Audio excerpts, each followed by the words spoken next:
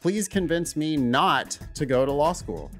If you're chasing the dollars, then say goodbye to your 3 small children.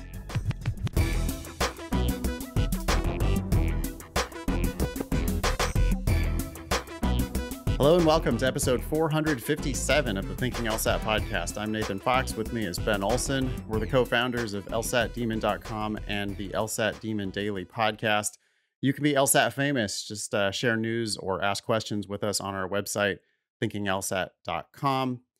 If you want to see all of our free classes, go to lsatdemon.com/free. Tons of cool stuff there.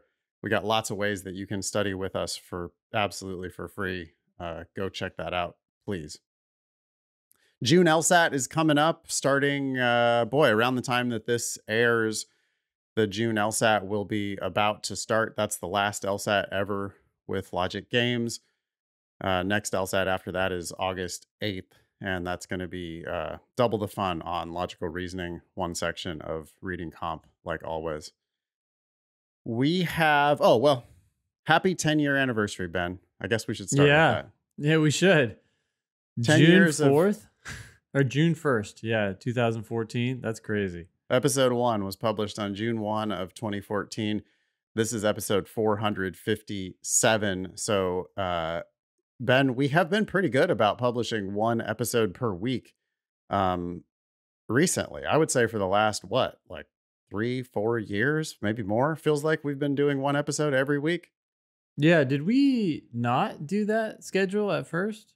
I think so. I think we might have had every other week, or I don't know. But at some point we fell into the rhythm of just the show must go on and doing a new episode every week. Hope you guys appreciate it. If you ever want to do us a favor, it really helps us a lot if you just subscribe to the podcast. So if you're a fan, all you got to do is follow us on Apple Podcasts or wherever it is that you listen to your podcasts. Just hit the follow button. It helps the algorithm know that people actually care about and want the show. So if you like what we do and you want more of what we do, just hit subscribe.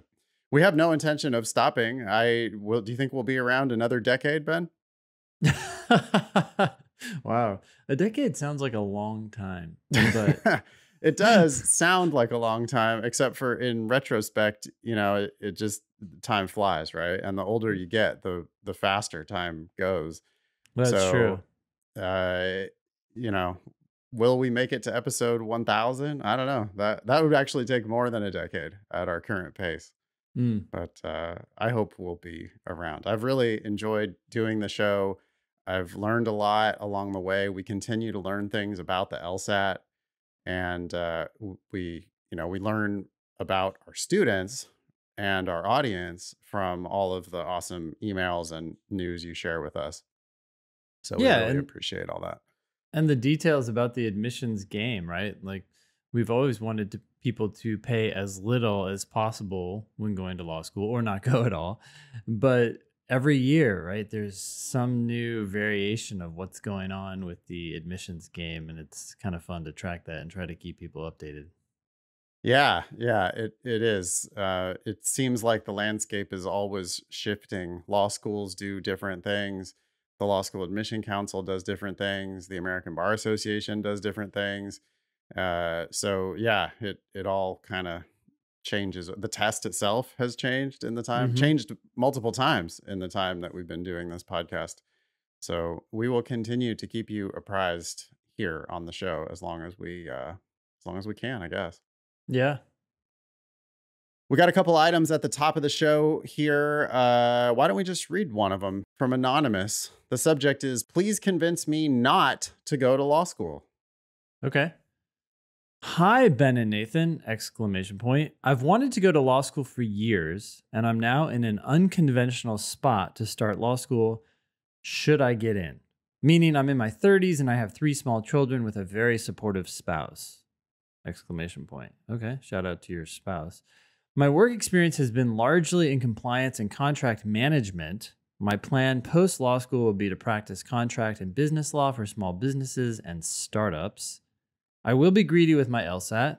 I've not taken it yet, hence why I found LSAT Demon! And ensure that I get paid to go to law school. I aim to take the LSAT in the fall. Please convince me why I shouldn't go And are there alternatives to do what I want to do without going to law school? Like, talk me down from the ledge. Is this even a good idea? Question mark. Question mark. As much as I love to talk people out of law school, it sounds like Anonymous has a better idea what they want to do. I have no idea what it takes to do contract and business law for small Mm-hmm. businesses and startups, but Yep. you have work experience, you have relevant work experience in compliance and contract management. I guess, my first shot would be, what's wrong with the job you have now? I mean, it sounds like you have a successful career. You're in your 30s. You've been doing this work. Apparently, you enjoy this work, or else you wouldn't be thinking to go to law school so that you can do more contract stuff. Yeah. Good question. Can you keep doing what you're doing? It sounds like Anonymous is seeing attorneys do the same work for a lot more pay and just looking for a pay raise, maybe. Yeah, I guess that would be my retort to this plan would be, okay, do you can you point out a lawyer who makes more money than you do, has more responsibility than you have, more prestige, better work-life balance, more job security. What is it that you're trying to get? Because Mm, we don't know what it is that you're trying to get, and we have no idea whether there are lawyers who are in your sphere who have it better than you have it. But if you yeah. look around and you can't find any lawyers who have it better than you have it, and you can't name a lawyer, anywhere whose career you're trying to replicate, then yeah, maybe you're doing a grass is always greener type of a thing. Mm. I don't know. What do you think? Any more thoughts for No, Anonymous? I have to kind of agree. It's the irony, right? There are people out there who don't want to hear, don't go to law school. They just want to go to law school. They believe that's their destiny. They don't want to dig in and figure out what's maybe potentially wrong with that path. They need to hear that message even more than maybe Anonymous does. Anonymous is looking for the potential problems and ironically maybe better suited for this path than most people who are pursuing it. I mean, Anonymous also wants to be greedy with the LSAT, which is perfect. Like, make sure you want to get paid to go to law school. You're dramatically reducing your risk then. If you can go to a part time program, then you can keep your current job. Like, there's a lot of good decisions here that is going to dramatically reduce your risk. So, Yeah.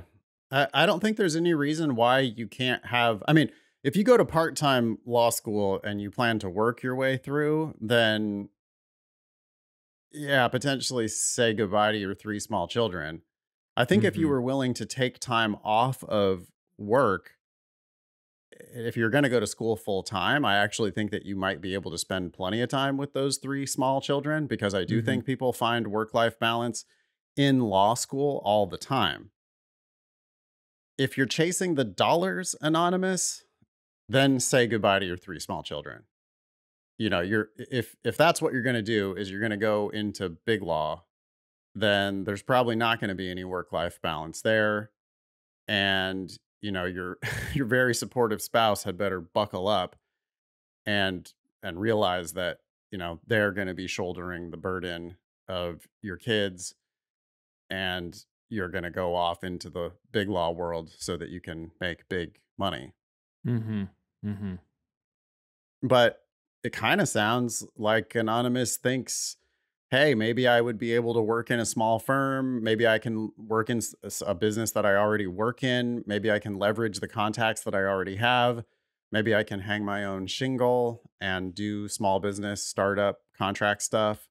Mhm. And if you have lawyers around who do that, and you think you can be like them, and you're not just doing it for the money, then I think that maybe your plan is sound.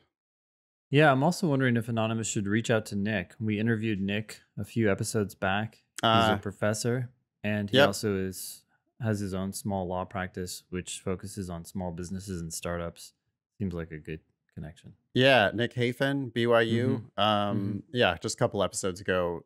Maybe reach out to Nick and see if you can. I mean, reach out to lawyers. Period. Not a couple of podcasters, right? We went to law school. Neither of us ever wanted to practice. Yeah, We're LSAT teachers and entrepreneurs. We're not lawyers, but you do need to make sure that you're talking to actual lawyers who do the kind of work that you want to do. They're the ones that can tell you whether this plan makes any sense or not. Next one, Ben, this came from my class last week. Reggie was TAing and he ran a poll called Why Do You Want to Become a Lawyer? And there were big class, about 60 students in the class. And it was interesting, I thought. The sample was 49% of them said that they wanted to do it for financial security. Okay. 35% said that they thought they were going to get mental stimulation. 60% said that they thought they were going to help people. 33% said that they were doing it for the prestige and respect that would come with the title.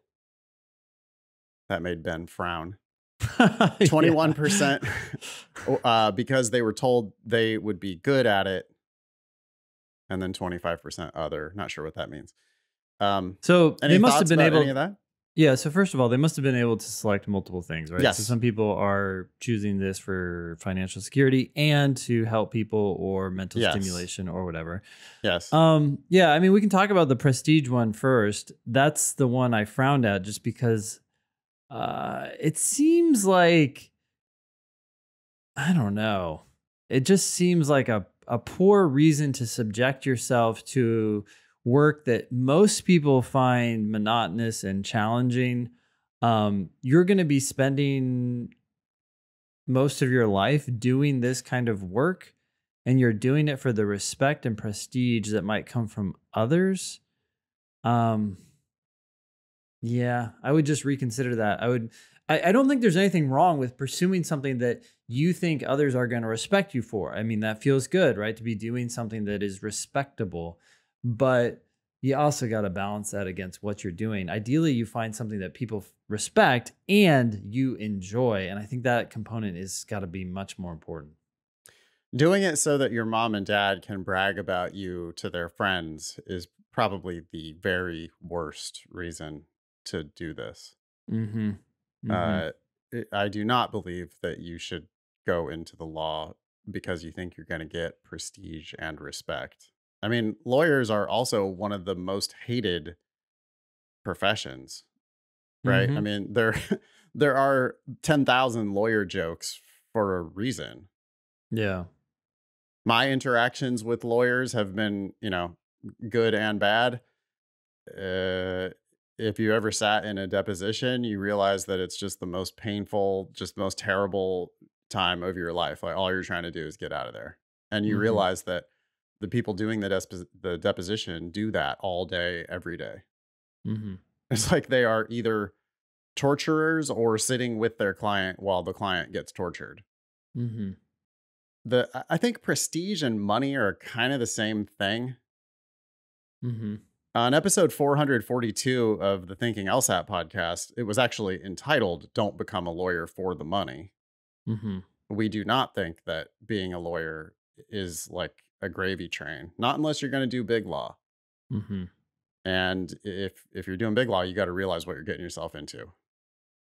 LSAT Demon Daily episode 808 was called How Much Do Lawyers Make? So if you want to talk more about the financial issue, check out those 2 podcast episodes and maybe educate yourself a little bit more about how much money you're really going to make. And I think that when people say they want prestige and respect, that might be like a nice way of saying that they want money. Sure. Yeah. Because like how much prestige and respect do public defenders actually get? How much prestige and respect do you get if you're one of those dudes on the billboard, I'll fight for you, Yeah. Oh. Injured recently? Question mark? Yeah, like the ambulance, the rip, you know, the stereotypical ambulance chaser lawyer. How Yeah. much prestige and respect do they really get? How much prestige and respect do you get, by the way, if you don't pass the bar, if you struggle to find employment, if you get a job in big law and you realize you hate it and you wash out after a couple of years? Yeah. Or a JD Advantage job that actually has JD Advantage. Yeah, Yeah. like it helped you, you know, become the manager of the Panera. Yeah. That's not like, yeah, sure, it gave you an advantage that it was on your resume, but is there, there's not money coming with that. There's not prestige or respect that are coming with that. There's one other one here that's a terrible reason to go to law school. What's that? I was told I'd be good at it. Yeah, that is. Well, I was open to any of these because there's a lot of potential problems with all of them, right? Misconceptions, but yeah, that one in particular, because unless an attorney who has worked with you tells you that, which is almost certainly not the case, right? It's a mom or dad, it's an aunt or uncle, it's a friend who has a incorrect notion of what it means to be a good attorney. Oh, you're disagreeable, therefore you'd be a great attorney. Oh, you like to argue, therefore you'd be a great attorney. The world's worst personal statement, which is like 15% of all personal statements. The first draft is always like, I argued my bedtime when I was... Yeah, or on the playground, I defended my friend. Right. Right. Yeah. Yeah. Just god awful reason to go to law school. The best reason to go to law school wasn't on this list. It's like, I've worked with lawyers and I know what lawyers do and I want to do that. Yeah. I know the job and I want to do the job. Yeah. The people that I really believe are those who are paralegals, legal secretaries, have worked in a law office, have worked closely with attorneys in the past. Also, people who have attorneys in their family. You know, if your mom or dad is a lawyer and they're like, yeah, you can do this, and you see what mom and dad do every day and you want to do that work. Yeah. That's a great reason to go to law school. Yep. Yeah. The last thing I was going to say about this, and this just comes back to our perpetual advice, which is to not pay for law school or pay very, very little for it. I think that advice works well for all of these motivations because it just dramatically reduces the risk, right? When someone says, I want to go to law school for mental stimulation, my first thought is, damn, that's an expensive path to get mentally stimulated. But yeah, and my follow-up question, yeah, my follow-up question is always, do you think legal work is mentally stimulating? It really is for the right kind of psycho. But are you that right kind of psycho?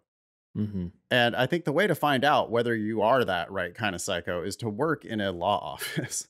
I mean, the people that I worry about the most are the K through JDs or the people who are second career and have never worked anywhere close to the law. Sure. Yeah. They've been in IT their whole life, and then they're like, or a nurse or whatever, and they're like, oh, I want to go to law school. It's like, huh? What? Why? Nurses scare the shit out of me because that's such a great career. You know, like they make good money. They have all kinds of flexibility. They really are helping people. And yeah, there's bad things about being a nurse. I mean, I'm not saying it's not miserable in its own little ways, but it's such a stable, solid career where you're definitely helping people and you make good money. And when those people are like, yeah, but I want to help people in a different way or whatever, and they have no idea what lawyers do, that's where I'm like, oh my God, I'm so afraid for you. And also K through JDs, especially first generation people who have no lawyers in their family, who have never worked in a law firm. Like, take a year, take 2 or 3 years, please. Work in a law firm. See if this is actually what you want to do. Tell me if it's mentally stimulating after you've actually seen what it looks like to sit in your office with a proof mountain that of documents. one more time. Yeah. The never depleting, mountain of paperwork. If that's mentally stimulating to you, then great. Yeah. Yeah, sorry, we should go on, but the last point on that note is that, right, law school has this obsession with appellate law and debating how the law should be formulated. That's not what attorneys do. Constitutional issues. Yeah. Right. No. You're gonna go, like, who's your actual client gonna be? And what are they going to pay you to do? They're going to pay you to solve a problem under current law. They are going to pay you to solve a problem under current law. And the people who pay the most are probably the people who work for the team that you don't want to play for. Mm-hmm. You know, the 60% of people who said that they were going to go help people, I don't deny that lawyers help people, but the problem is that, you know, there's a very expensive lawyer who's helping the CEO of ExxonMobil. Mm-hmm. And then there are like lawyers working on contingency or, you know, for nothing who are trying to help the downtrodden. Mm-hmm. Yeah. Just, you know, you can make this whole thing so much safer for yourself. Do what Anonymous is apparently going to do, which is crush the LSAT, go to lsatdemon.com/scholarships and play around with our scholarship estimator. Make sure that you're familiar with the shenanigans that go on with law school pricing, because they charge everybody a different price. And you want to make sure that the price you pay is as low as possible. That minimizes the risk somewhat, but it's still 3 years of your life, a potential career change, you know, and the disappointment and misery that comes from things like failing the bar or not finding a job or finding a job, hating it and washing out after a few years. Those are the circumstances that we're really trying to guard against with all of our doom saying. Anyway, you want to read this email from Cole? The subject is Plateau ? Hi, Ben and Nathan. I've been with the demon since December, and I've gone from a 142 on my cold diagnostic to a 162 with room to grow! ! Nice. Although in the past 2 months, I've hit a pretty tricky plateau with my last 5 practice test scores being 161, 161, 161, 161, 161. Yeah, that's almost hard to do. I'm sticking to your advice of valuing accuracy over speed, and it's done me wonders thus far. But while I've gotten to the point where I hardly miss any of the questions that I answer, I'm having trouble improving my speed with logical reasoning and reading comp in particular. I pretty consistently find myself in the -3 to -6 range for logical reasoning with 95% plus accuracy, and the -8 to -11 range for reading comp, getting through about 2.75 passages each time. Okay.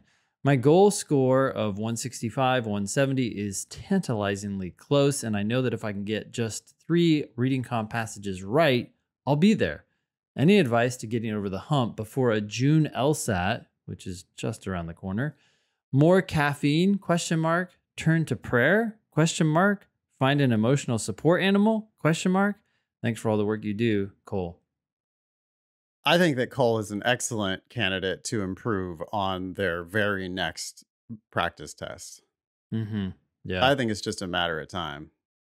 You have really taken our accuracy lesson to heart. I want all students to actually try to be like Cole. I mean, if you're at 140 or 150, I want you to be like Cole. Mm-hmm. You know, like, look at what Cole's doing. Cole's getting paid for the work that they're doing. Mm-hmm. Right? Look at the reading comp. That's amazing. Without even finishing 3 passages, mm-hmm. Cole is still getting 16 to 19 points in reading comp. Yeah.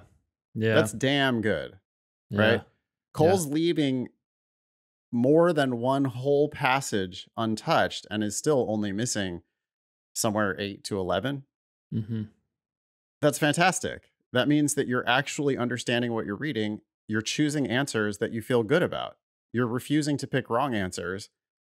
In short, you're understanding the test. When you start understanding the test, then the speed's going to come naturally. The place where that speed is going to come, Cole, is in more quickly dismissing wrong answers. You don't need to try to go fast.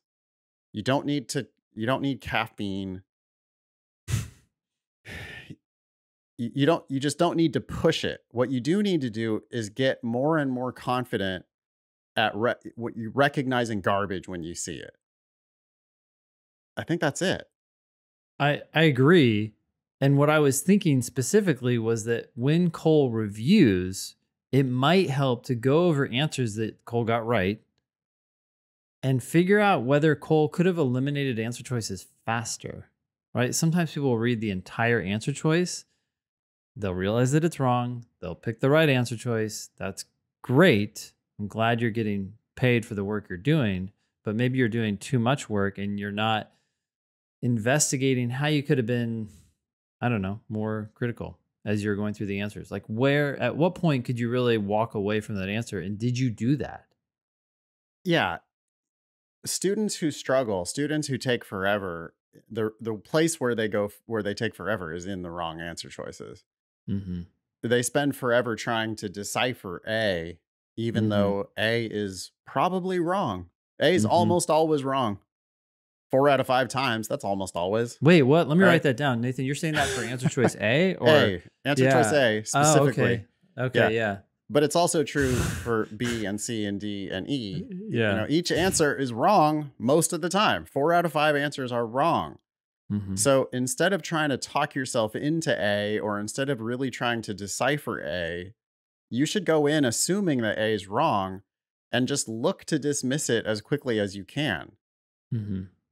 I would say that on half of the answers, probably, I get to dismiss those answers before I read the whole thing.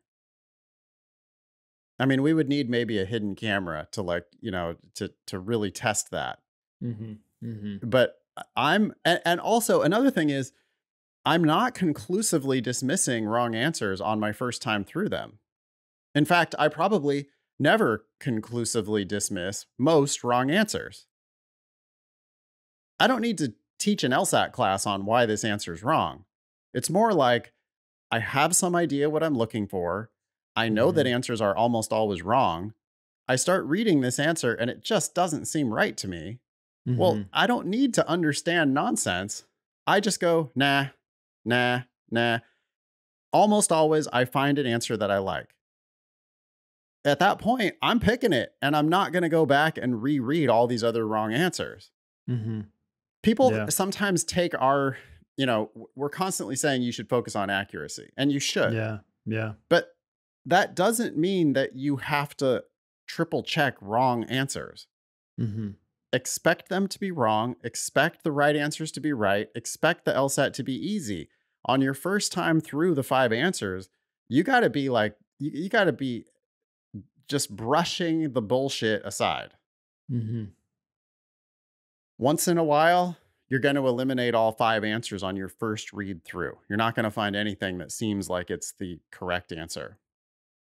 When that happens, okay, now you might have to be a little more patient with some of those wrong answers. But that's only going to happen on a small handful of questions per section. On most questions in the section, I'm going to quickly dismiss the wrong answers without fully understanding them. Mm-hmm. I mean, corollary, by the way, or a side note here is that the wrong answers don't even have to make sense.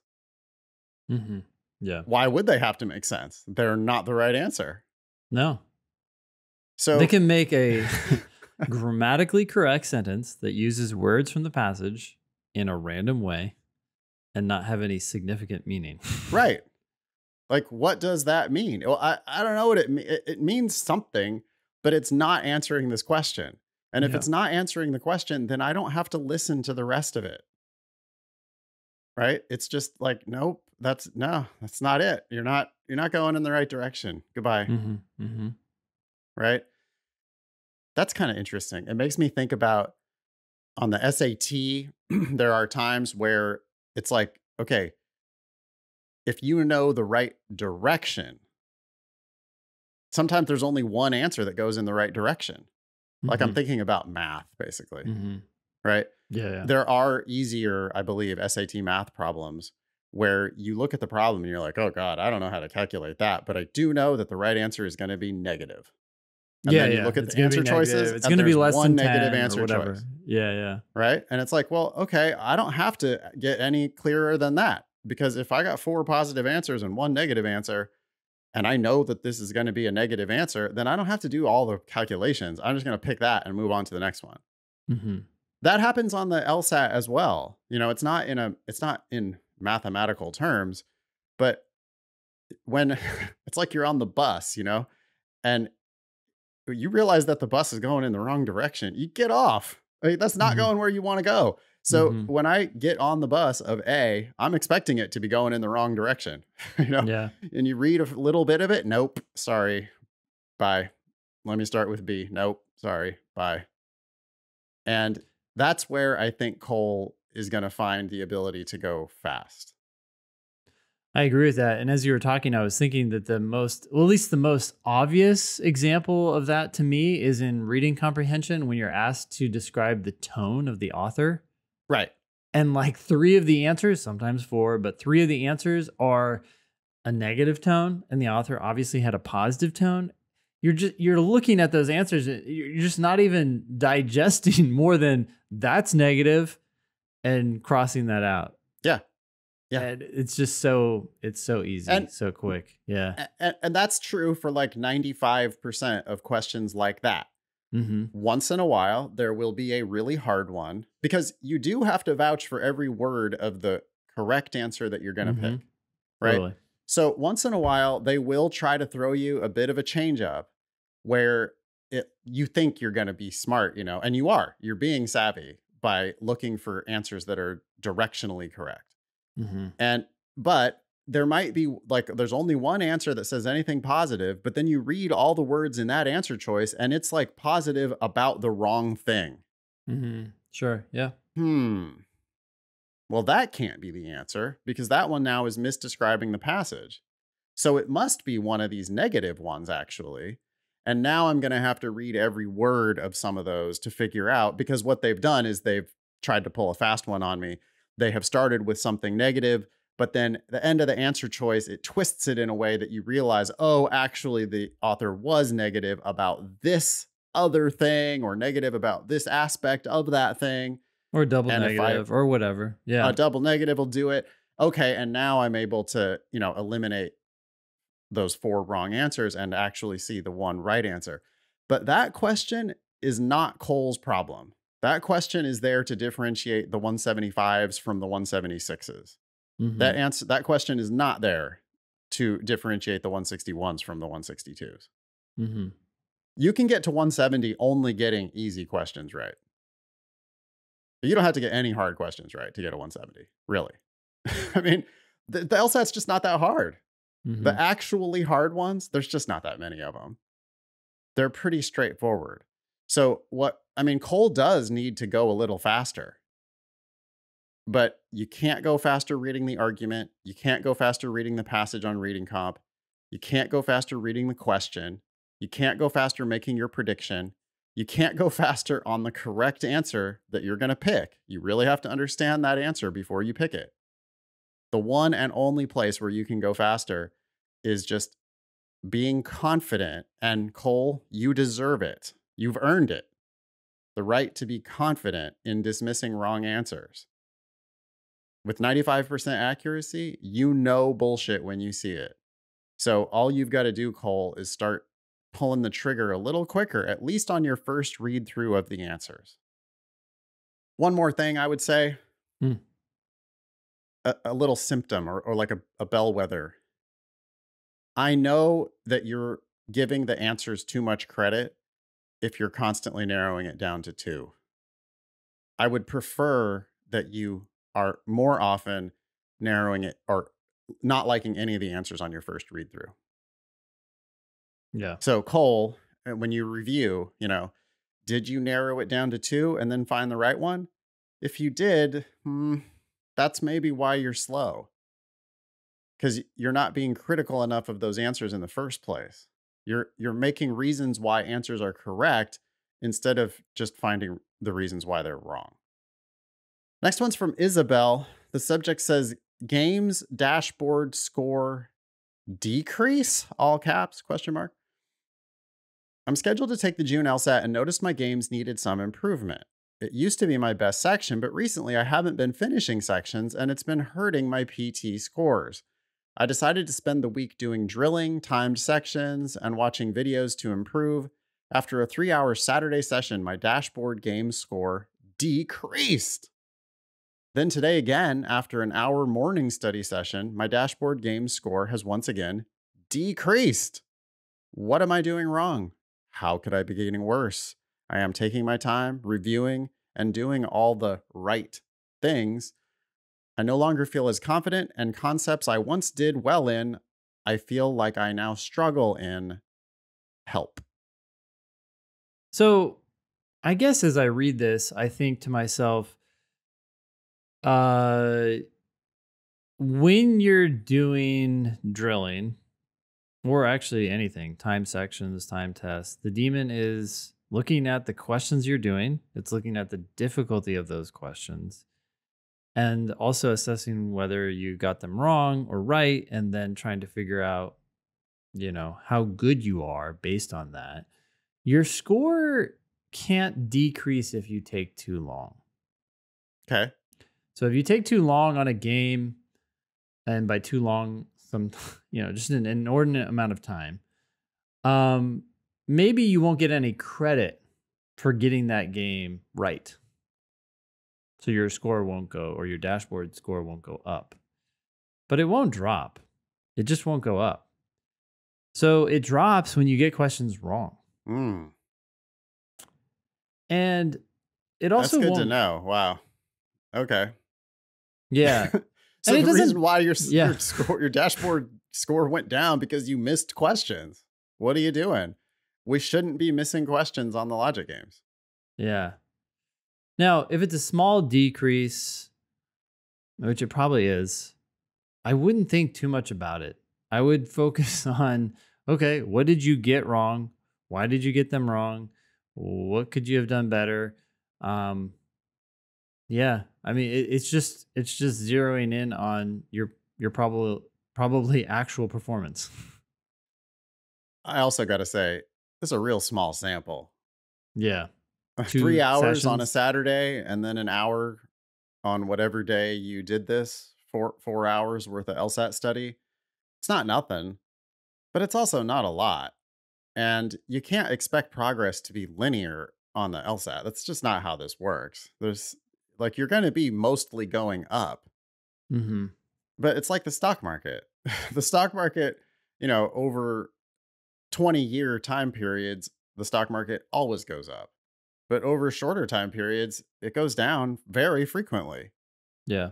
It doesn't mean anything. Those are still businesses out there making money. And eventually the prices of those companies is recognized by the market as, being worth more. Yeah. But on the day-to-day, it's going to fluctuate all over the place. And so your LSAT score is going to be exactly the same. It doesn't mean anything. Like Steph Curry has cold shooting nights. It doesn't mean anything. He's still Steph. He's still the best shooter of all time. Mm-hmm. But the fact that he had a cold night or two, the LA Dodgers, I think, are for sure one of the best teams in baseball. The LA Dodgers just lost 5 games in a row. Mm-hmm. Well, that happens over the course of a 162 game season. Doesn't have to mean anything. Yeah. So I think here is an example of, the dashboard is meant to give you some motivation because it will go up over time. It's also meant to tell you where you need the most work, because your lowest dashboard score is definitely what you're the worst at. But here it sounds like Isabel's paying too much attention to that dashboard number and it's actually stressing her out. It's not going to only go up. It's going to go down sometimes. Yeah. I wonder if the dashboard here might be telling her something too. Like, what do you think about a 3-hour session? Of just games? Yeah. What is that? That's a timed section plus review, another timed section plus review.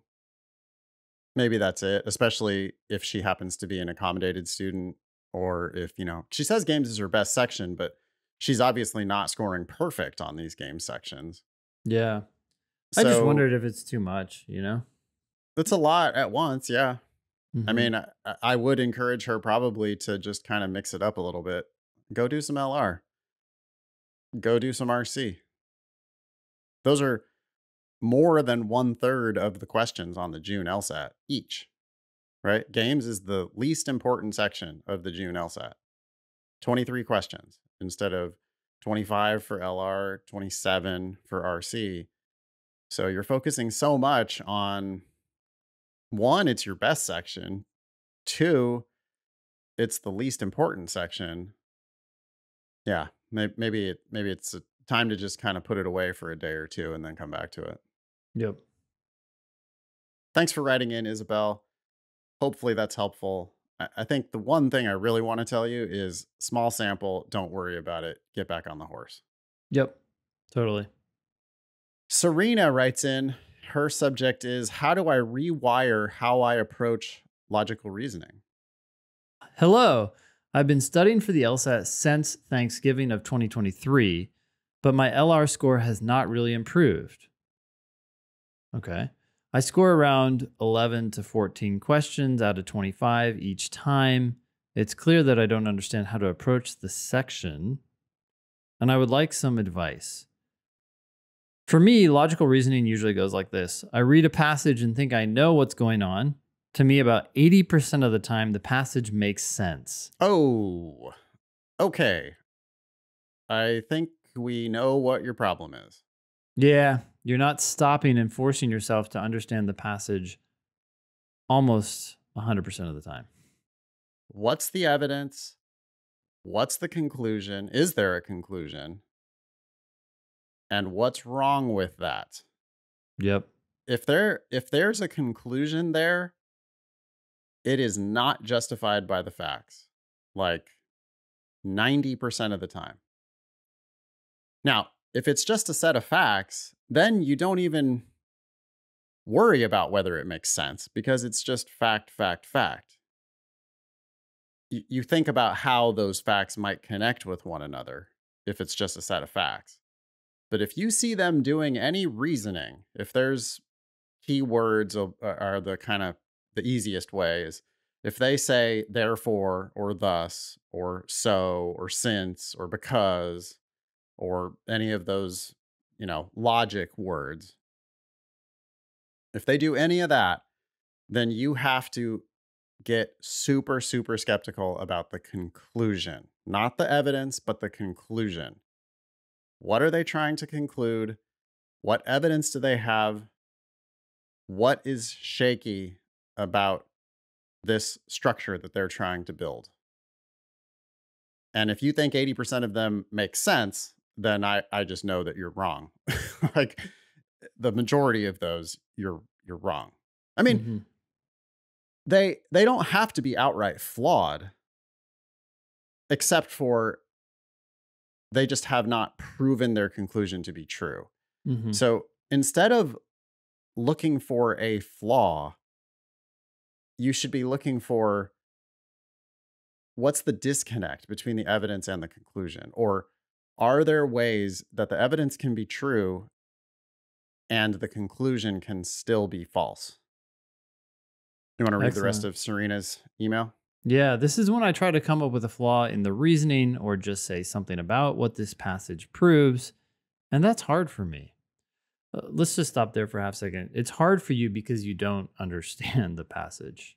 If you force yourself to go back and really focus on understanding each sentence, then you're in a much, much, much better position to come up with these objections or to figure out what the passage proves. So that's where your problem is. Your problem isn't here. occurred earlier when you Right. let yourself not fully understand a sentence and say, well, I understand it enough to keep going. No, you don't. And you may think you don't have time to understand it, but you don't have time not to understand it because everything else becomes 10 times harder when you have a vague, inexact understanding of each sentence. Yeah. And at this point, the rest of the email is going to indicate that you're just entering a world of pain from here. Mm-hmm. If you don't Mm-hmm. understand what you read, you are entering a world of pain. There is Mm-hmm. nothing good that's going to happen. And so, why don't you read the rest of her email? Sure. I then read the question and try to make a prediction, and I again have a tough time. I often cannot identify the assumptions the argument relies on, where the potential flaws are, and what the argument doesn't consider. So I hope that the answer choices might help me out. Ugh, they never are meant to help you out. They're actually meant to play on your misunderstandings. Yep. And I'm often stuck choosing between 2 to 3 answers that could all be right, even though I know only one of them is right and the rest of them are wrong. I almost always choose wrong. How can I turn this around? Yes, you need to stop the it's like the dam is breaking and you're not fixing the dam. You're trying to like catch the water down in the valley. Mm-hmm. You need to just go back up, secure up the dam by figuring out what each sentence is saying exactly. And it may feel like, oh no, it's going to take me so long to do this, but you're building a skill that is going to permeate throughout the rest of the test. Is there a conclusion?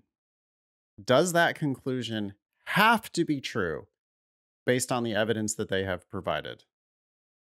Stop looking for assumptions. Stop looking for flaws. Is there a conclusion? Does that conclusion have to be true based on the evidence that they have provided? Or can you come up with a common sense objection that grants that the evidence may be true, but nonetheless shows that the conclusion doesn't have to be true? Doesn't necessarily follow. Yeah. Yeah. Are you able to say, yeah, I grant you this premise and I grant you that premise, but even if that stuff is true, your conclusion doesn't have to be true because what about this? So Nathan, I 100% agree with everything you're saying, but I feel like Serena has to go back even further. I Okay. feel like Serena's not understanding the sentences Yeah. completely, right? There's Yeah. like this initial Sure. step of like, what was said? Do you get exactly what the author said? Then we can Yeah. get to the next sentence. Then we can get to the next sentence. And then we can, as we're doing that, figure out whether any of those are evidence or any of those are conclusions or whatever. Yeah. But like, is it crystal clear what the idea? What they actually even said. Yeah. Right. And that happens one sentence at a time and one clause at a time and one word at a time. Yeah. Clause, right? Like we stop all the time at commas, even before commas. It's just like, hey, that was enough information. Let me digest that and then proceed with the rest of this sentence. Yeah. Like we did with Serena's email. Yeah. Right. I mean, when she said about 80% of the time the passage makes sense, I was like, well, okay, well, then we know your problem. Your problem is you don't understand what you're reading Mm-hmm. because it doesn't make sense. It's frequently outright flawed. And if it's not outright flawed, it's probably incomplete. Or maybe there's not an argument there at all. And if there's not an argument there at all, then there's no point trying to come up with a flaw in the reasoning. Mm-hmm. So, Serena, yeah, you're just not understanding what you're reading. And this is true at every level, by the way. You know, you're at like a mid level of 11 to 14 per section on LR.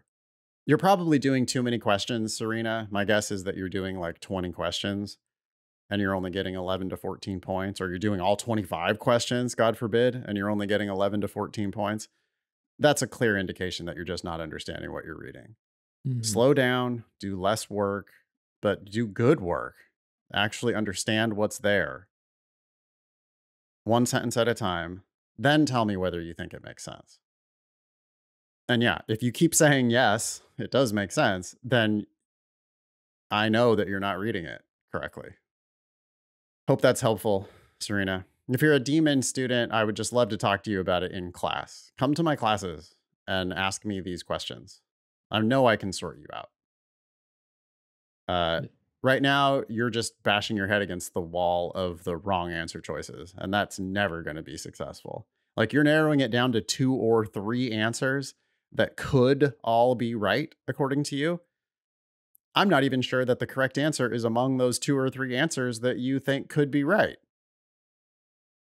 There's a couple other answers there, and one of those could be the right answer, because you clearly are just not understanding the argument in the first place. Yeah. Thank you for writing in. Hope to see you in class.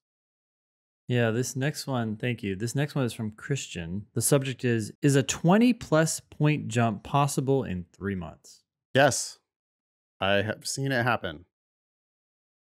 Hey, Ben and Nathan. My first practice test was a 155 back in February, but since then I haven't made much improvement. I was distracted being a full-time student plus a job and being president of the Student Veterans Club. Now that I have graduated, 3.5 GPA, I have more time to devote to studying the LSAT properly. My goal is to get into the 170s, but preferably 175. I was originally planning to take my first official LSAT in August, but pushed that back to September due to all the distractions and plan on taking it as many times as needed or allowed. Everything pretty good here so far, don't you think? Pretty good. There's something about Christian's plan to take it in August, but then push it back to September. Sounds like Christian, at least at that point, was trying to get like the next test and get it done. And hopefully Christian has let go of that schedule. That's my only critique, Christian, is that you have no business deciding on the September LSAT right now. There's no need to. The registration deadline will be in late July. Mm-hmm. Maybe early August.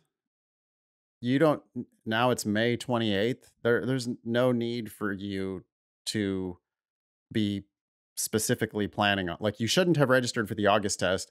When you pushed it back, you shouldn't have pushed it. I mean, I guess maybe once you're registered, you have to push it back to a future date. Yeah. But like, I don't know whether you're going to be ready to take it in September or not. I have no idea. And you shouldn't worry about it. You should just prep. And when your practice test scores indicate you're ready, then that's when you should sign up to take the test. Yep. Anyway, Christian continues. My question is it possible to have a 20+ point jump in that span of time, or is that being too naive? I'll be using the GI Bill, so law school will be free regardless of scholarships, and I'd be just as happy getting into UConn or Tennessee as I would be Harvard or Yale. Also, will extracurricular things like non-academic related awards or volunteer hours matter in an application? Thanks again, Christian. They don't matter enough to concern yourself with them. What's most important is your LSAT and your GPA. With the GI Bill, you can probably get stipend money, so I wouldn't just dismiss the potential of scholarships, even though you have that. From multiple listeners over the years who have said that they were able to parlay, a school wanted to give them a scholarship, and they said, hey, but I have the GI Bill.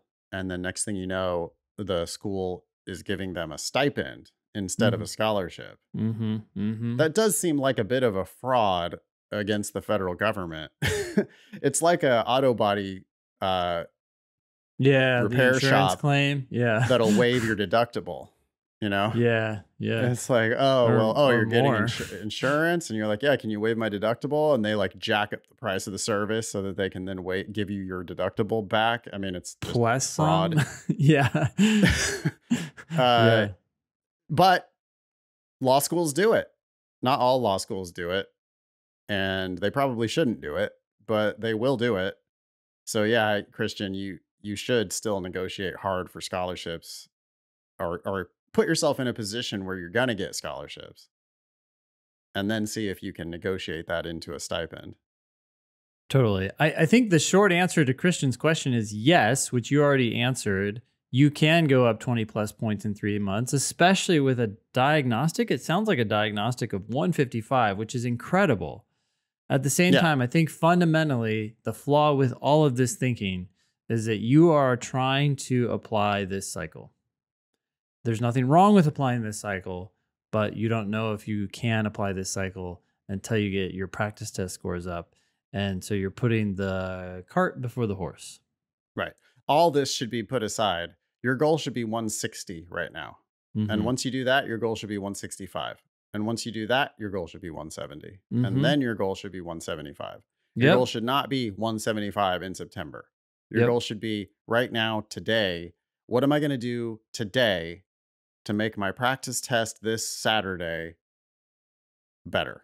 You know, and the way you do that is you just focus on one question at a time. If you're volunteering because you think it's going to help your law school application, terrible plan. Study LSAT instead. If you're applying for non-academic related awards because you think that's going to look good on an application, stop it. Work on your LSAT. Asking us about these issues, I'm going to just say what Ben said, which was, sure, they matter a little bit, not enough for you to waste your time thinking about it, talking about it. That's all got to be put aside. You need to focus on the LSAT. Are you going to get there by September? I don't know. Yep. We don't know. Maybe. But the way you get there is by focusing on one question at a time. Thoroughly review every mistake you make. Study LSAT every day. Do a little bit of drilling. Do a timed section. Review your mistakes. Come to class. Ask me questions. The LSAT's going to show you the things that you don't understand. 155 is a great place to be. It means you understand a lot. It also means that there's a lot you don't understand. So every test you do, or every section you do, or even every question you do, the LSAT's not going to lie to you. It's going to tell you what you need to work on. So work on that stuff instead of thinking about the big picture 20-point improvement. Think about, what was it about this question? Why is that wrong answer I chose wrong? Why is the right answer I didn't choose right? Why wasn't I able to figure that out in the time that I was actually working on this question? Totally. That's where the real progress is going to come from. Thank you, Christian. Next one is from Anonymous. The subject is Waitlist Hell plus Pepperdine Full Ride versus Northwestern Sticker. Okay. Hi, Ben and Nathan. I was placed in Waitlist Hell by the law school gods this application cycle. You and everybody else. I mean, it was just a real slow cycle this year. So it's nothing to do with you, really, Anonymous. Is there another term for gods we could use? Because I'm not sure law schools deserve an honorific title such as that. I have a 4.02 GPA. Wow, great. Yep. And a 164 LSAT. Yeah, you're making your GPA sad with that LSAT. I mean, look, if you started in the 130s and this is the best possible LSAT score you can get, congratulations. It's not a bad LSAT score. It just might be something that's holding you back. I doubt it. Have you ever seen a student with a 4.02 GPA who started with a 130s LSAT? I probably have, but yeah, it's I can't remember anyone specifically, and it's unusual. Pretty uncommon. Sure. It's hard to get truly stellar grades and then also not understand the LSAT for what it says. I mean, it's just not that hard. The LSAT makes sense. So my guess is that this is somebody who just didn't prep enough. Not that 164 is, objectively bad, but it relative to your GPA, I mean, and especially if you're applying to T14s, 164 I mean, that's why you're being waitlisted, right? Yes, your LSAT is what's keeping you out. Definitely not your GPA. Yep. Anyways, Anonymous continues, I am waitlisted at 6 T14 schools. On the other hand, I was offered multiple full rides from lower ranked schools and have submitted a deposit to Pepperdine with a conditional scholarship for $60,000 a year contingent on a 2.8 GPA. I just got into Northwestern and they are offering me a maximum of $10,000 per year. For context, I am a Los Angeles native and hope to do international law or entertainment/business law in the future. I'm sorry, Anonymous. It sounds like you don't know what you want to do. Correct. Is the like those are such vague notions. Anyways, is the debt at Northwestern worth it? I think you need to retake the LSAT. Yeah. I think you need to reapply retake next cycle. Yeah. Yeah. Yeah. I mean, look, if you think you're going to be some big shot attorney, you probably need to go to the top law school you can get yourself into. Pepperdine ain't it. You need a better LSAT to get yourself a better deal at these schools. Uh, we could be wrong. Maybe 160. Maybe you took the LSAT times. If it, maybe you studied for 18 months and took it 5 times, and 164 was your highest. That's possible. I really doubt it. I think that you probably took the LSAT once or twice. Probably didn't prep very hard. Applied with a 164, and the T14 schools are looking at that going, why would we do that? Yeah, and it's crazy too, because even a couple more points is going to make a huge difference, right? And we think you can do way better than a couple more points, but even a 166 is going to push the needle. Right, a few more LSAT points, but especially a 170 something. I mean, get yourself up to the median LSAT at these schools. Like you're 164, you're going to be below the 25th percentile at most T14 schools. Mm-hmm. So why would you be a reverse splitter? These schools are going to be like, somebody who was good at playing the game in college, but maybe just doesn't have that much horsepower. And they want the horsepower at these schools. So, I mean, they want both. They want somebody who can play the game and has the horsepower because they can afford to. They get mountains of applications from people who have both. You don't have both, which means that you don't have a very credible T14 application. You ever been to Chicago in the wintertime? That's my next question. You're an LA native. You grew up with the best weather on the planet. There's just no better weather than Southern California. And you're going to go to a place that has bitterly cold winters. Real winters. Lake I remember, effect. We taught a class in Chicago one time. Mm-hmm. It was early October. I believe it was October 4th, and it was snowing. Mm-hmm. Snowing on October 4th. Yeah. Yeah. Everywhere is nice in October, not Chicago. Chicago is snowing in October, and it's only going to get colder in November and colder in December and colder in January. And then the winter is going to last through February and March and April sometimes. Yeah. I think you're going to hate Chicago. I don't see that happening. Pepperdine, we can help you a bit here. Let me Ben, I'm going to share my screen with you real quick. Great. So this is the LSAT Demon Scholarship Estimator, lsatdemon.com/scholarships. We can take a quick peek at Northwestern. If you were to go to Northwestern, they said that they're going to max you out at a $10,000 scholarship. Mm-hmm. Holy shit, Northwestern is expensive. Okay, so you're going to pay $64,000 plus fees, $65,000 a year to go freeze your ass off. That's a hard no. I'll just tell you right now, it's a hard no. So don't accept that offer, please. Yeah, hard no. I mean, looks like they give most people at their school some kind of a grant. You'd be getting one of the real shitty grants. The 34% of the class is getting less than half tuition, but 34% is getting more than half tuition, including 1% who's actually there on a stipend, or maybe that's GI Bill shenanigans, or who knows what that is. They don't give conditional scholarships there, but they're not even giving you a scholarship to speak of. $10,000 is nothing at a school. Well, this is why it's so important to talk about what you're going to pay, not the scholarship that they're going to give you. Right. You emailed us and you said, hey, I'm getting $60K at Pepperdine. I'm getting $10K. Right. It's like, they're apples and oranges. You need to compare what you're going to pay at Northwestern to what you're going to pay at Pepperdine. Right. So let's take a look at Pepperdine. I think that this would be very dumb of you to try to take that offer at Northwestern. Let's go to Pepperdine. ranked 52nd in the country. It's just a very middling law school. There are some people that go to Pepperdine and have big law, big careers. Most of the people who go to Pepperdine are going to practice, mundane kinds of law. Yeah, shocker, at Pepperdine. What was the LSAT again? 164. Okay, so right at Pepperdine's median, and you're definitely going to raise their GPA profile.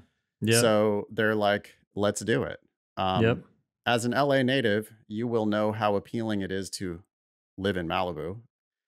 That is awesome. It's going to be the best of the best weather on the planet.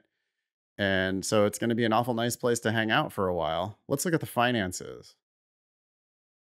Also wildly expensive.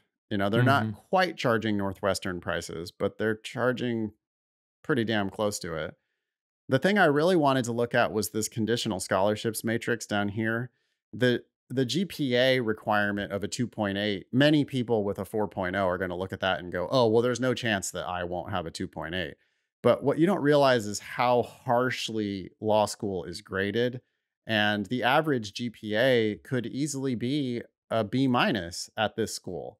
The average GPA could be 2.7. Yep. So they could be telling you that you have to finish above the middle of a class. And you have demonstrated in undergrad, the ability to get good grades. But you're going to be going to law school with a bunch of smart, hardworking people. And the fact is that last year, of 127 people who entered with a scholarship, 28 of those scholarships were reduced or eliminated. That's not terrible. It's roughly 20%. I would say that you have about a 20% chance of that scholarship being taken away after your first year. So you do have to discount, what was it? Is it a full ride? Oh, no. $60,000 a year. Yeah.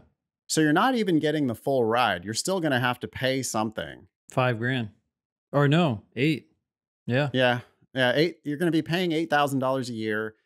And there's a chance that they might take your scholarship away from you. Which would be devastating. Going from 8, or you just drop out of law school. Yeah. But which still, you've think invested is that devastating. Time. Yeah. Yeah. Well, if you persist, right? If you persist, it's just astronomically way more expensive. It's not like they're reducing your scholarship. They're taking it away. Right. When they say reduced or eliminated, that includes the possibility of eliminated. I think you have to assume the worst there. You did not meet their GPA requirement. They have the right to take your scholarship away. Why wouldn't they? They know they've got their hooks in you. Or maybe they'll reduce it way down. Instead of giving you 60,000, they're giving you now 10,000, which is virtually eliminating the scholarship. Yeah. I'm not excited about either of these offers, to be honest. I mean, between the two, Pepperdine is better, but it seems like you could do astronomically better by retaking the LSAT. So that's what you should be going for. I couldn't agree more with that. Like if you, and especially because you do have very unclear ideas about what you want to do, international law or entertainment/business law. It sounds like you have vague notions of being some highfalutin entertainment agent or something. Well, yeah, those are the types. So the reason I reacted to those is those are the types of law that people spout when they don't know anything about legal practice and they want to get involved in something prestigious or big. Right. It's like international law. Well, first of all, very few attorneys do that, and it's not really that kind of concrete type of law. So it's more like negotiating. And all the scammy schools in LA are going to really trumpet their connections to the entertainment industry. Yeah. They're going to have some clinics. They're going to have some specialty certifications in entertainment law. And, you think you're going to go into this and you're going to come out as Beyonce's agent, and, and it's like, one, probably those kinds of agents went to T14 schools. They went to Harvard. They went to Yale. Right. And then they practiced law for 15 years. And then they became some big shots agent. Mm-hmm. This could change if you have connections. LA natives, like maybe your folks work in entertainment. Yeah. If your folks work in entertainment, if your folks are lawyers, if they're telling you a different story, then maybe there's ways that you can get there from Pepperdine. I'm sure that there are people who get there from Pepperdine, Mm-hmm. but odds are you would have a much better chance of getting there from a T14. UCLA is sitting right there. UCLA is a vastly better law school, which is, 10 miles away from Pepperdine. Takes you an hour in LA traffic. It's just, why wouldn't you take another year? Like what a lawyer would do is take another year, retake the LSAT, reapply. Next one's from Alex. A couple short questions. Hello, I took the LSAT officially a few years ago in 2020 and 2021. My two scores on record are a 153 and 154, respectively. There were schools I could go to, but I blanched at the cost of attendance. My prep for the first test was minimal, as I was told it was a test of IQ/aptitude and not something you could really get better at. My second score after that, using Khan about 3 weeks. Oh, sorry. My second score was after using Khan about 3 weeks before the test. How does the 5 test limit work? If I waited, would those 2 scores become lost to time, leaving me a set of 5 opportunities again? Second question, what's the best way to know your score using old tests that have logic games? Games will be gone by the time I would take this test again. Thanks. You want to take that second question first? Yeah, no problem. So you can just go to lsatdemon.com/converter or just Google LSAT Demon score converter. And you can put in any of your scores from old tests. And so, for example, you would put in the score that you got on the logical reasoning section, on a reading comp section, on the other logical reasoning section, and it will then calculate what your LSAT score would be for that test without logic games. Awesome. Yep. Second question, what about the limits on repeating the test? We have some notes here from Eric, our producer, editor, LSAT teacher, Eric. We have, there's a link here. We'll put that in the show notes. And here is what the LSAC website says. You have a 5-time limit within the current reportable score period, i.e., they say, since June of 2018. So your scores are within that window. You also have a total of 7 times over a lifetime. So once those scores get out of the window, you have more chances to retake. Tests taken prior to September 2019 will not be counted toward these numerical limits. So even though those are in the current reportable score period, they will not be counted. Furthermore, LSAC made the decision that the May, June, July, and August 2020 LSAT Flex tests do not count toward those limits. So Alex did take the test in 2020. If it was any of those so-called LSAT flexes, then apparently those don't count toward the limits. Yeah, so maybe you have 4 left instead of 3. Yeah, okay. Yeah, long story short, you have at least 3 and maybe 4. And if you wait some time, then those scores will drop off your record and you'll have even more chances to take it to get up to your 7-time lifetime maximum. Hopefully that's helpful. I wish we could be more helpful, but they have confusing policies. The policies have changed multiple times. Yeah. I mean, it used to be 3 times, like lifetime max. Yeah. Yeah. Then it was no limit at all. Yep.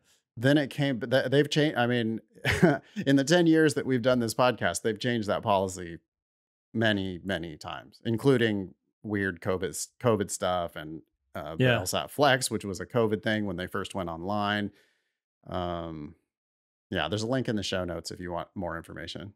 To clarify it for the vast majority of listeners, you can take the LSAT 5 times in 5 years. 5 times in 5 years. There you go. Yep. There you go. All right. Last one is from Aiden. Subject is August test. Converting raw score to percentile changes? ? Hi, Ben and Nathan. I was wondering if you think there might be a change in converting raw scores like a -15 to the percentile score like 165 with the absence of the logic games. I noticed that especially those who do quite well on the LSAT basically get no points off in logic games, or so it seems from the test takers who have appeared on your podcast. It is making me wonder if scores at the top end will tend to be lower because there is no free section if you have done intense studying, as seemed to be the case with logic games. For example, -8 is a 170 on a lot of tests, but I'd assume many who got that score lost all points in logical reasoning and reading comp. Do you think a 170 might be more like -11 or -12 now? Hope I explained my question properly. I was struggling to do so. Cheers, Aiden. Yeah, so basically the games are going away, right? And this was a section that a lot of top scorers got -0 on, which means they were losing their points elsewhere. That section's going away. So now maybe in general, people are going to lose more points. And then that's going to maybe affect the scale in such a way that it's easier to get a 170. Do you think that's likely? Sure. I think that that's a reasonable prediction. It is true that, there is no longer a free section of the test. And I know people out there are shocked to hear us referring to the games as the free section. But for people who score 170 or 175, they just don't miss questions on the games. I mean, that's a lot of people in our experience. The majority of people who are going to score in the 170s, we're going to do so with perfect games. Like that was the easiest way to get into the 170s, was to perfect your games. Also, it should be noted here that, we've complained a lot about extra time accommodations on the LSAT. We think that 53 minutes is too much as a minimum extra accommodation. We also think that there are too many accommodations given out to too many students. You can listen to many, many of our previous episodes if you want to hear all of our argumentation about that issue. The extra time accommodations is especially overpowered on the games. Yes, for sure. You go from not finishing a game to now finishing it and sitting there and waiting for the next section. Right. Like you can miss questions on logical reasoning or reading comprehension because you don't understand vocabulary or you're just not a good enough reader. And even with unlimited time, you're not going to understand that vocabulary or you're not going to understand what they're trying to get at there. And you're going to miss that question anyway, even if you have unlimited time. Games, not the case, right? There wasn't complicated vocabulary. There was not complicated sentence structure. There was not any argumentation at all. You never had to follow the thread of a story to like get out, what's their main idea? What are they getting at here? There's none of that on the No, you can logic just games. individually test each answer choice until you prove it right or wrong. Right. Even if you have no you can't structure. reverse engineer it, right? You can't just start with the answer choices and then figure out, does that have to be true on logical reasoning or reading comprehension? But you could on the games. On the games, if you get 53 minutes or 70 minutes on the games, like anybody can score perfectly with 53 or 70 minutes on the games. It just is a matter of practice and, like just reverse engineer it. So hopefully the unfair extra time accommodation is not going to result in so many perfect logic game scores. Well, there won't be any logic games. So I think Aiden is probably right. That said, does this have any bearing on anything that anyone should do? No. And I think you have a countervailing trend here, and that is this desire for the test makers to make the test harder. What do you mean? Well, because of this score inflation that appears it is happening. Yeah. Why, we don't know for sure, but it is happening. That makes the test less useful to the very most important schools at the top. So, I guess my point is if people start missing more points because they don't have this free section anymore, does LSAC want to do anything to adjust that scale or just let it be, right? Maybe that's just bringing it back to what it was a couple years ago, and that would be a good thing for the test. Yeah. They have claimed that by getting rid of the games and adding one section of logical reasoning, the scores are not going to change. Yeah. They claim to have studied Well, it. they claim the median score is not going to change. Right. The median's not going to change. Will it change at the top end? We kind of hope so because, Yeah. since COVID, there have been, 50% more scores above 170 and twice as many scores above 175. Mm-hmm. So that's a problem that they have to solve. And getting rid of the games actually does solve that problem. Yeah. Because games are, solvable especially if you have virtually unlimited time. And Yeah. so that goes away and we add a section of logical reasoning. Will they make those questions harder? If necessary. We know the median's not going to change. Will it change at the top end? Potentially. There's nothing, Aiden, for you to do about it, though, except for just get better at logical reasoning and reading comprehension. Yeah. Yep. That's it. Thank you, Aiden, for writing in. Word of the week is from Hadari. It's the word engendered, which came from an LR question. The context is words are engendered not only by what words mean, but also by how they sound. So to me, the word engendered means like cultivated or something like that, but I don't know what it means. Like, I would say, based on this context, that it's like the word, the actual identity of the word is not coming simply from its definition, but also from the sound of the word. its identity? What does like that that mean? there's more to a word than just its definition. Which is true, right? We choose some words over another. We choose words because of how they sound. How they sound or how short they are. I definitely favor shorter words over longer words that mean the same thing. Engendered. So engendered. So I guess what I mean by cultivated is used, but what's the definition? I'm very curious. Yeah. It has that root of gender in the middle of it, right? Which gender has something to do with identity. Okay. Let's see. Merriam-Webster. To beget or to procreate, to cause to exist or to develop, which is like your cultivate that you said. Mm-hmm. Policies that have engendered controversy. So yeah, you make a policy and that creates controversy. You have engendered controversy. Invited? In other words, you've invited controversy? Yeah, you've caused it, right? Mm-hmm.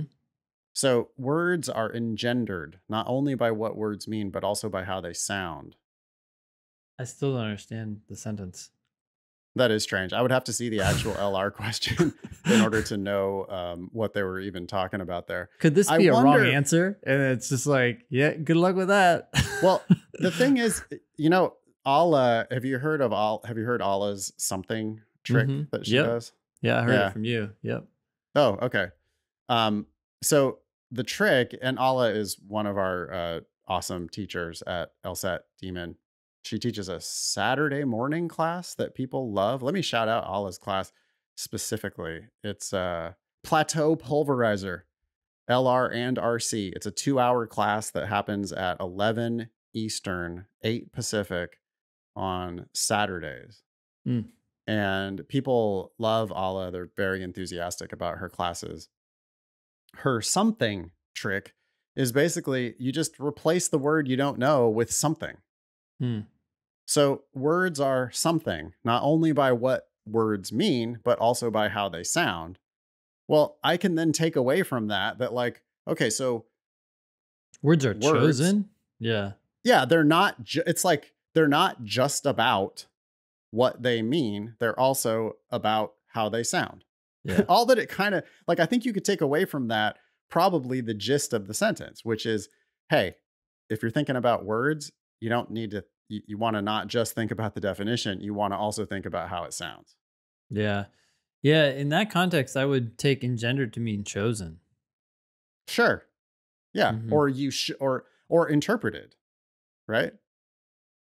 Like a word is Mhm. more than its definition. It's also Mhm. how it sounds. Yeah.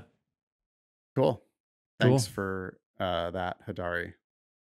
You can be LSAT famous. Ask us questions or share news with us on our website, thinkinglsat.com, or on socials at LSAT Demon. If you have questions about LSAT Demon, you can email the best customer service team in the world. They are at help@lsatdemon.com. Please check out our other podcast, LSAT Demon Daily. That was episode 457 of the Thinking LSAT podcast, which has now been around for 10 years, Ben. Thank you for 10 years of showing up every week. Yeah, you That's put really up what with it me. takes, right? Yeah. Just do it and just Yep. keep doing it. Thanks all y'all for listening. Nice knowing you. Don't pay for law school.